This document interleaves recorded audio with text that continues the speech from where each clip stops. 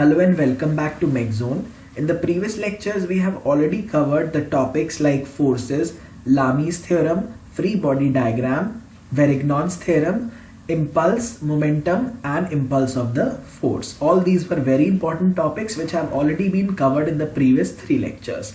Now today, we shall be starting with the most and one of the most highly demanded or highly questionable topic of this subject, that is the engineering mechanics. ये है हमारा frames and trusses, और हर साल ये expected रहता है कि frames and trusses में से questions तो expected होगा ही होगा. ओके तो ये हमारा काफ़ी important portion है और इसे हमें काफ़ी ध्यान से cover करना है, because इसका weightage 1 या 2 नंबर में definitely हमारे पेपर में हो सकता है. So before starting this lecture, I would simply like to request you all that if you have not subscribed to our channel yet, kindly subscribe to our channel by pressing the subscription button and also press the bell icon so that all the important updates are given to you at the earliest of time. I would also like to request you that kindly share this information with your friends and colleagues that there is a channel by the name of MechZone where you are being provided with absolutely free of cost education for mechanical engineering, and you do not have to pay even a single penny, and you can also download the study material which is given in the description section of this video. So let us start with this lecture of frames and trusses.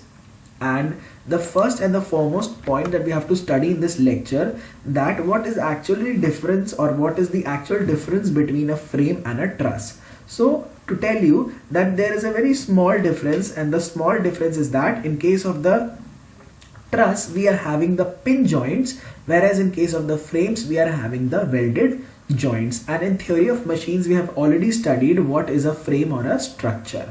Okay, so if the degree of freedom is equals to 0, then the structure becomes frame or a structure. और हमने ये अपना कैनेडीज theorem में भी पढ़ा था, और हमने अपना काइनेमैटिक लिंक्स एंड मैकेनिज्म्स में भी अपना फ्रेम के बारे में थोड़ा बहुत स्टडी की थी. तो अगर आप इसे डेप्थ में पढ़ना चाहते हैं, you can always refer to my lectures of theory of machines. The first और सेकंड लेक्चर में आई थिंक मैंने ऑलरेडी वहाँ पर आपको कवर कर दिया है. सो डायग्रामेटिकली हो सकता है दोनों सेम ही देखें, ट्रस और फ्रेम दोनों सेम ही दिखते हैं जनरली डायग्रामेटिकली, लेकिन बेसिक डिफरेंस क्या है दोनों में कि जो हमारा ट्रस है that will be a pin joint structure and frame will be a welded joint structure. Now let us discuss something about this diagram that I have drawn here. So in this diagram you can actually see 3 triangles. कुछ लोग कोई 3 triangles देखेंगे, बिल्कुल सही बात है. And if M is the number of members in the truss, so if we count number of members, they are coming out to be 7, such that the number of joints which are present here is 1, 2, 3, 4, 5. Okay, there are no binary or ternary joints हम count नहीं करेंगे, simply we are going to count the number of joints, that is it is coming out to be 5. Okay, so according to this rule, if M is equals to 2j minus 3, for example M is 7 and j is 5, so 2 into 7 that is 14 minus 2 into 5 that is 10, 10 minus 3 which is equals to 7, so 7 is equal to 7, and this type of truss will be called as the perfect truss. And जो भी हमें questions करने हैं वो हमारे perfect trusses पर ही based होंगे. However हमें क्वेश्चन सॉल्व करने से पहले सबसे पहले ये चेक जरूर करना पड़ेगा कि whether it is a perfect truss और not. And if M is not equals to 2j minus 3, then the truss is called as the imperfect truss. तो ये भी क्वेश्चन एक बार हमारा शायद पूछा गया है, वाइवा में भी पूछा गया था वन ऑफ द स्टूडेंट से, कि एक डायग्राम उन्होंने बना दिया था एग्जामिनर ने, and he asked that whether the given diagram or the given diagram represents a perfect truss or imperfect truss or redundant truss or unstable truss. So if M is greater than 2j minus 3, then it is called as the redundant truss, and if M is less than 2j minus 3, then it is called as the unstable truss. तो ये भी हमें याद रखना है, condition for perfect truss and condition for unstable, condition for imperfect truss and condition for redundant truss. So I will not waste my time in going into the depths of the theory. I would be discussing with you all the main key concepts of solving the problems of these frames and trusses. So as we all know that we have already studied the chapter of equilibrium of forces, that the conditions of equilibrium are summation of forces about the x direction and summation of forces about the y direction are actually 0, and summation of the moments about the z direction is equals to 0. So this is actually for the 2-dimensional case, and for the 3-dimensional case we are going to have the 3 different equations for forces, that is summation of force along the x direction, summation of force along the y direction, and summation of force along the z direction should be 0, and the moments also around these about these points should be 0. So here we are getting 3 equations and here we are getting 6 number of equations. So let us consider, say that there is d such that d is called as the degree of determinacy, and d is equals to r minus 3 for 2d case and r minus 6 for 3d case. And if d is coming out to be 0, then we have a stable and determinate equation system. And if it is d is greater than 0, that means d is positive, then r minus 6 is always greater than 0. It states that the number of reactions are more as compared to the number of equations. So here it will be a stable but indeterminate or a redundant case. So for this type of systems we are going to use the compatibility equations as we have used in the strength of materials. तो हमने जो strength of materials में हमारे compatibility equation use किए थे वही हम यहाँ पर भी use कर लेंगे. And if d is less than 0, that means d negative हो गया, then the system is unstable but it is a determinate system. And d is called as the degree of determinacy and r is called as the number of reactions. और अगर हमारे number of reaction ज्यादा है और हमारे पास equations कम है तो हम क्वेश्चन को सॉल्व नहीं कर सकते, और उसके लिए हमें कंपैटिबल इक्वेशंस बनानी पड़ती हैं, जो कि हमने अपने स्ट्रेंथ ऑफ मटेरियल्स में देखा था. तो हम लोग ने स्ट्रेन को यूज करके एक इक्वेशन बना ली थी, तो वो एक्चुअली हमारी कंपैटिबिलिटी कंडीशन होती है. तो जितने भी नंबर ऑफ अननोन्स हैं हमारे पास उतने ही नंबर ऑफ इक्वेशंस होने चाहिए. ये चीज हम अपने ऑलरेडी न्यूमेरिकल मेथड्स में पढ़ चुके हैं. मैथ्स में जहां मैंने पढ़ाया था कि रैंक जब हम लोग देखते थे तो वहां पर ये फंडा आता था. Now if you look at this is actually a pinch joint, and in case of the pinch joint we are having both Rx and Ry. That means ये जो पिन जॉइंट होता है ये हमारे हॉरिजॉन्टल रिएक्शन और vertical reaction दोनों को ही रोक देता है, इसीलिए हमने ये दोनों रिएक्शंस यहाँ पर लगाए हैं. ये पॉइंट 2 है तो यहाँ पर भी Ry2 और Rx2 हो गया हमारा. Here the number of reactions are 4, that means 1, 2, 3 and 4 reactions are here. So let this case, मान लीजिए केस 2D का है तो नंबर ऑफ इक्वेशंस हो गई हमारे पास 3. So degree of determinacy becomes d is equals to r minus 3. So r is 4, 4 minus 3 1, so and 1 is greater than 0. Hence this is stable but this is indeterminate. ये हो गया हमारा indeterminate हो गया क्योंकि यहाँ पर रिएक्शन ज्यादा है और हमारे पास इक्वेशंस है कम. So due to indeterminacy the other supports is taken as the roller. इसीलिए हम लोग हमेशा अदर सपोर्ट को क्या ले लेते हैं, रोलर सपोर्ट ले लेते हैं, बिकॉज रोलर सपोर्ट को कंसिडर करने से हमारा ये हॉरिजॉन्टल वाला जो रिएक्शन है यहाँ पर रूल आउट हो जाएगा. बाकी हमारे एक हॉरिजॉन्टल एक vertical because of this pin joint and एक vertical because of this roller joint बच जाएंगे. इसीलिए हम लोग हमेशा प्रॉब्लम्स में कभी भी दोनों पिन जॉइंट कंसिडर नहीं करते, हमेशा एक रोलर जॉइंट हम लोग कंसिडर कर लेते हैं. So there are actually 2 methods which are used for the solving of truss problems. One is called as the section method or the method of sections, and the other is called as the method of joints. Method of section है हम लोग किसी एक particular section को consider कर लेते हैं और उसके सेक्शन से या तो आइदर लेफ्ट या फिर आइदर राइट पे हम लोग अपना एनालिसिस करेंगे. एंड मेथड ऑफ जॉइंट्स में we are going to concentrate our attention only towards a particular joint, and उस जॉइंट के अबाउट जितने भी मेंबर्स हैं सारे को हम लोग फोर्सेज में जो भी उन पे जो भी फोर्सेज लग रहा है उसे हम along the X and the Y direction resolve करके summation of F X is equals to 0 and summation of F Y is equals to 0 लगाएंगे, and we are going to solve them simply like the equilibrium problems. So here we are going to discuss a very important problems, and I'll be discussing 2 important problems, and those 2 important problems will be solved both by the section method and by the joint method. तो यहाँ हमारा एक truss दिया हुआ है such that it is having a triangular shape, और ये angle है 60 degree, this is 30 degree, and the ends are A, B and C. The end B is pinned joint and the end C is actually having the roller joint. And what we have to do is we have to find out the forces in this truss members, and it has been given that the solution by method of joints.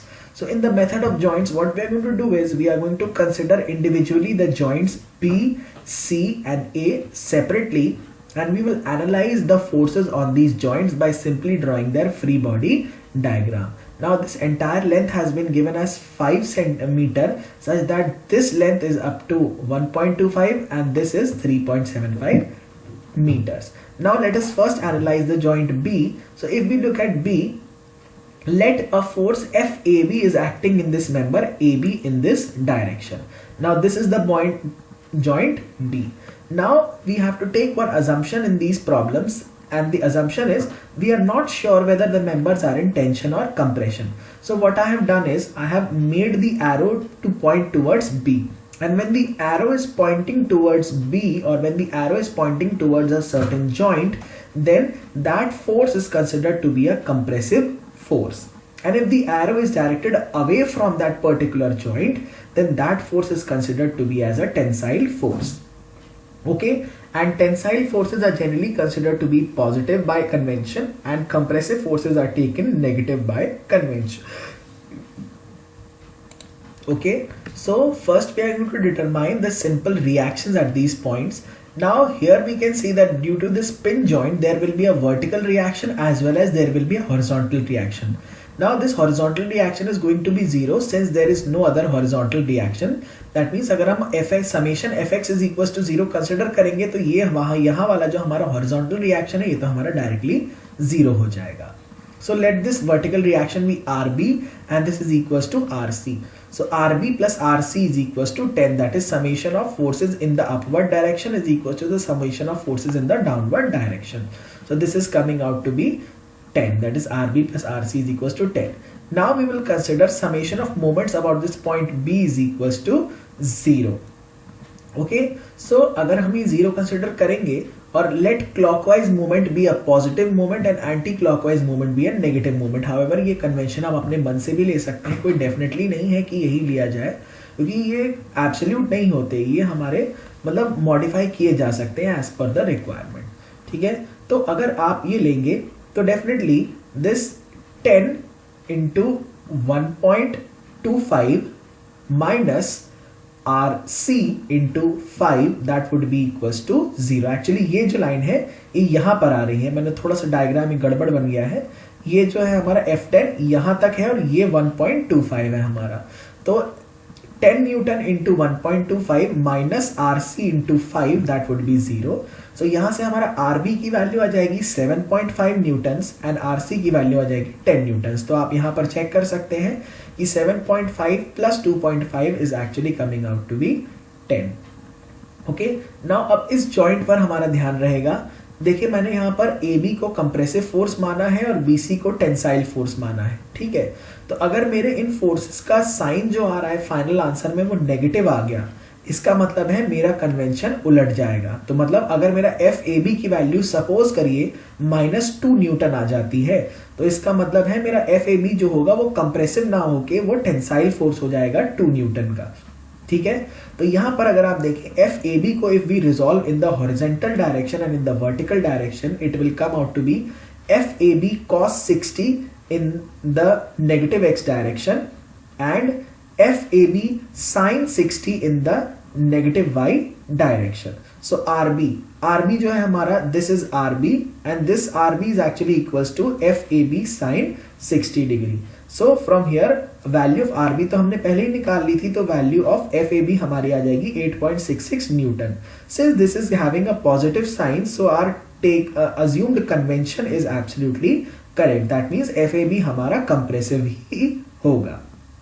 और FAB cos 60 is equals to क्या हो जाएगा हमारा FBC हमने यहाँ पर tensile force माना हुआ है, तो FAB cos 60 is equals to FBC, ये हमारा आएगा summation of FX along the horizontal direction को 0 करने पर. तो यहाँ से हमारा FAB हमने पहले ही अपना इवेल्युएट कर लिया है, cos 60 की वैल्यू हमें पता है, so it is coming out to be 4.33 newton और ये हमारा टेंसाइल फोर्स होगा. तो हमने क्या माना है कि the forces which are directed towards the joint will be considered as the compressive forces and the forces which are directed away from the joint will be considered as the tensile forces, and tensile forces are represented by the positive sign and compressive forces are represented by the negative sign. Okay, now we have already finished with the analysis of the joint B. Now we come to the joint C, and in this joint C we have the member, and in this member we have assumed the force as FAC such that this is pointing towards the joint, and hence FAC is compressive in nature. And this is the reaction RC, and RC we have already determined, that is the value of RC came out to be 2.5 newtons. Okay, so RC is coming out to be 2.5 newtons, and this is the joint, that is FBC. Okay, this force is representing FBC. I have not written it, but this is FBC. So summation of Fy is equals to 0 and summation of Fx equals to 0. So FAC, this is 30 degree. So FAC sine 30 is equals to RC, and FAC is coming out to be 5 Newton. Okay, and FAC cos 30 is equals to FBC. BC is this member, so FBC is also coming out to be 5 Newton.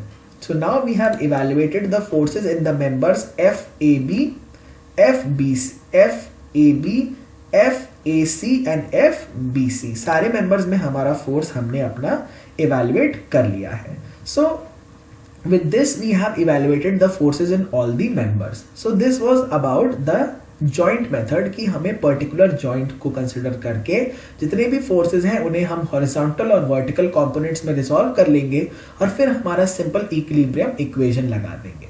So this was the solution by the joint method.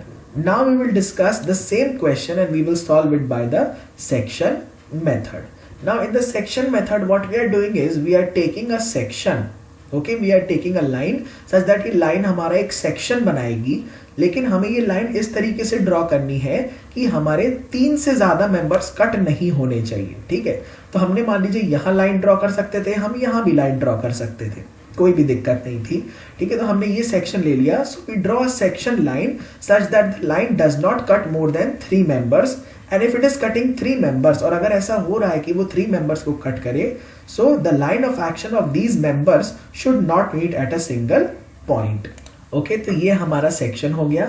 सो हमने क्या किया, we consider the left side of this section and considering forces in the cut members and also the reactions in one side of the section line. तो section line के एक side हमारा analysis होगा और हम उन्हीं मेंबर्स में forces को कंसिडर करेंगे जो मेंबर्स हमारे कट हो रहे हैं. तो यहाँ पर हमारा मेंबर AB को हमने कट किया है और हमारा मेंबर BC कट हुआ है, तो हम फोर्सेस सिर्फ AB और BC में ही कंसिडर करेंगे. AC मेंबर में हम लोग फोर्सेस को कंसिडर नहीं करेंगे. ठीक है, तो हमने सबसे पहले क्या किया, we are taking the summation, और ये हमारे रिएक्शंस तो हम लोग पहले सबसे पहले डिटरमाइन कर लेंगे वही मेथड से जो हमने पहले भी किया था. तो यहाँ पे we have to find out the solution by simply the section method. Now we will take summation of moments about the A point is equals to 0 by taking either clock or anti-clock as positive or negative. यहाँ पर मैंने इस problem में we have considered clockwise as positive and anti-clockwise as negative.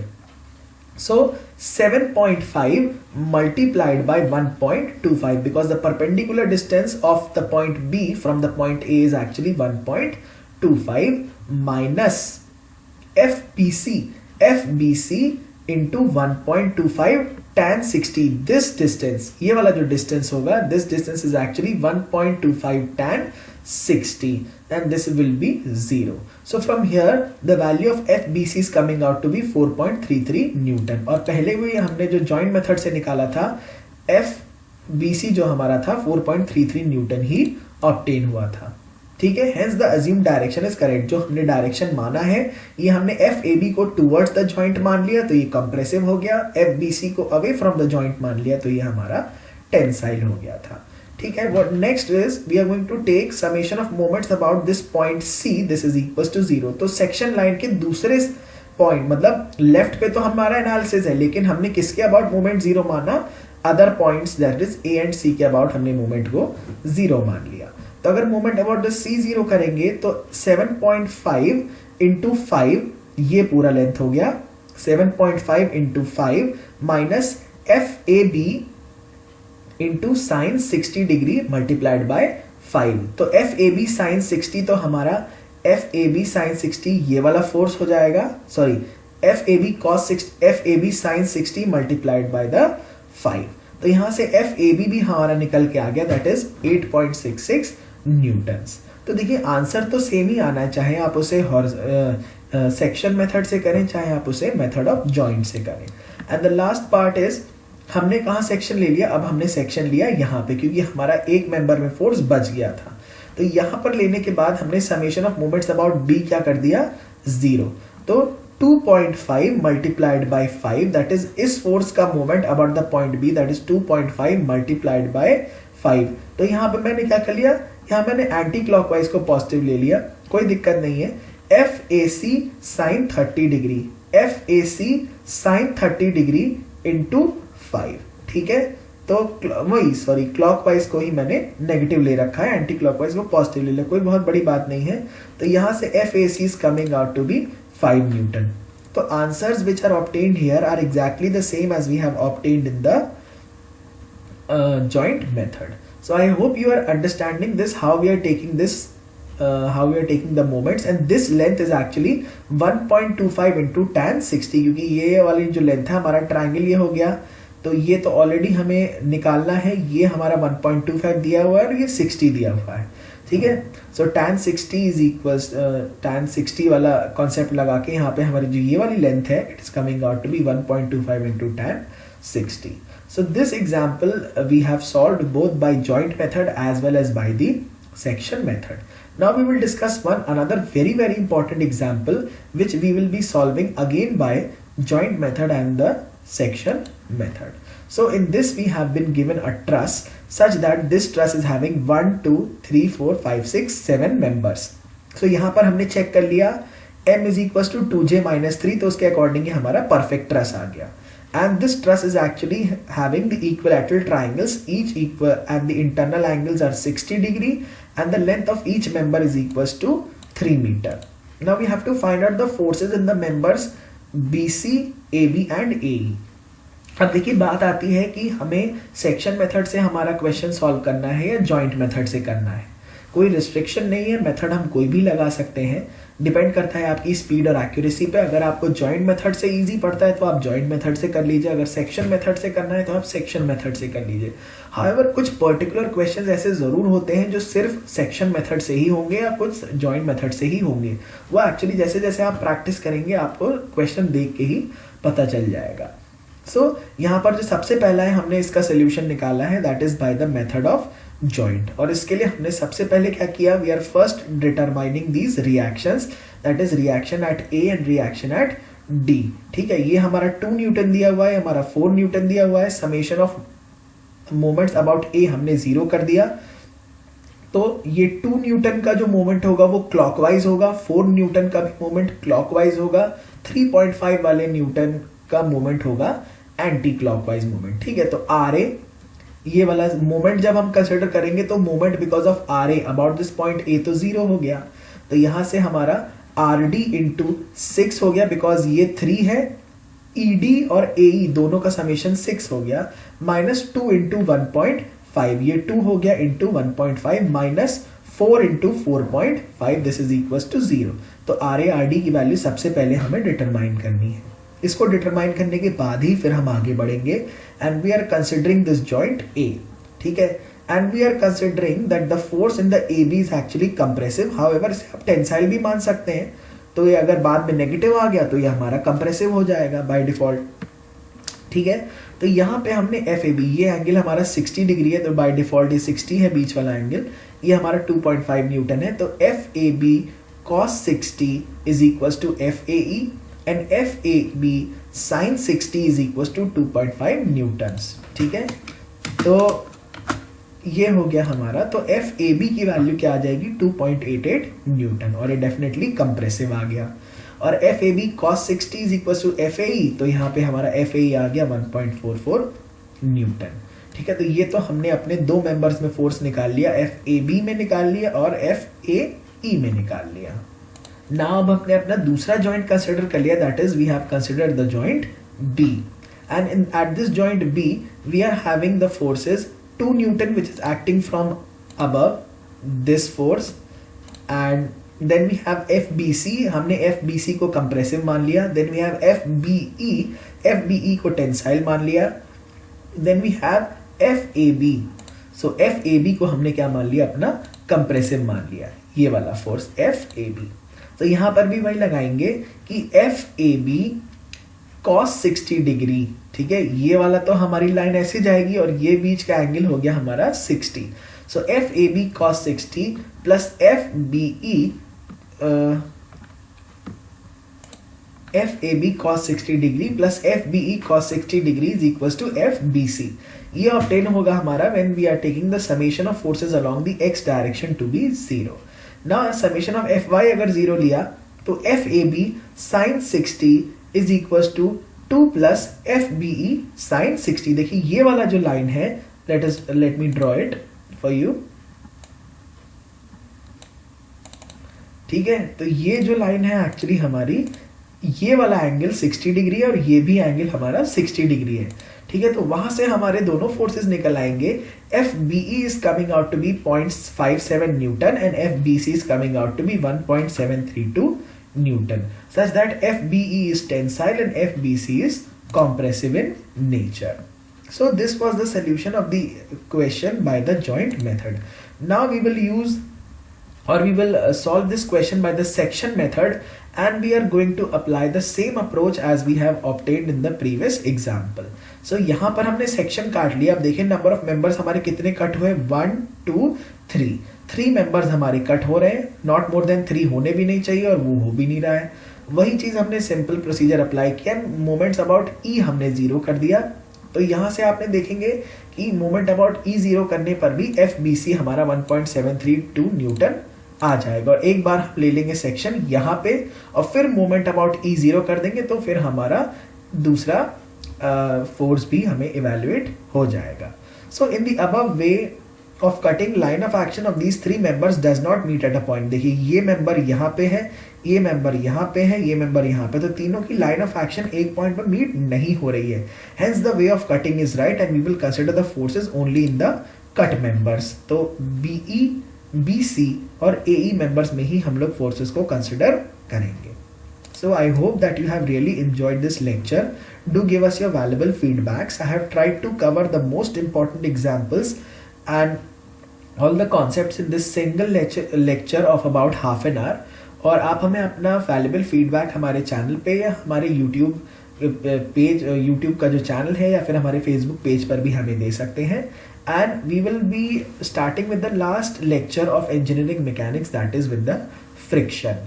और इसके अलावा I don't think ये any topics are important. 5 lectures में I have tried to cover almost everything, almost important topics of engineering mechanics. So with this I say thank you to you all for your wonderful cooperation and your wonderful support to our channel. And we have completed our 7,000 subscribers and over 3,55,000 views have been completed till now, and this has been made possible only by the love and the affection of our viewers and subscribers who are showering love and their good wishes on us.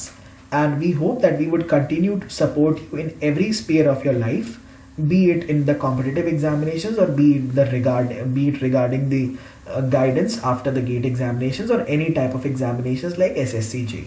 So thank you so much for today.